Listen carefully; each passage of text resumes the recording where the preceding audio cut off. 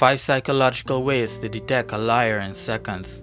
Have you ever wished you were always able to tell if someone was lying to you?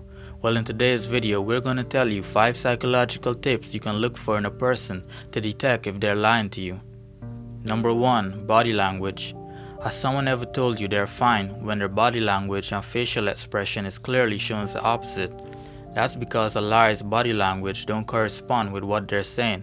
Someone who's lying may shake their head side to side, indicating no, while they're answering yes to a question. Number 2. Overthinking. If someone seems to be thinking too hard to come up with detailed answers to a question you ask, or they keep on repeating and rephrasing back the question to you, it's because they're simply buying themselves more time as they improvise more details to fill into their stories.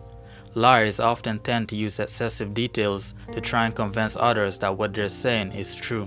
Number 3. Direction of eyes. A liar may intentionally hold eye contact with you for an excessive amount of time, trying to convince you that they're telling the truth. This is because a liar may know that people often associate lack of eye contact with lying and is simply trying to do the opposite. Individuals who are lying eyes also tend to dart from side to side, but in most cases someone who's telling a lie eyes will look to the left because they're imagining and constructing the answer in their head. Number 4. Look at their feet.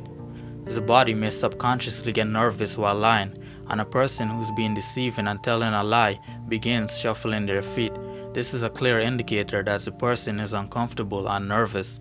Also, if the person's feet is pointing in the direction away from who he or she is speaking to, it shows that the person wants to quickly leave the conversation, and he or she is a potential liar.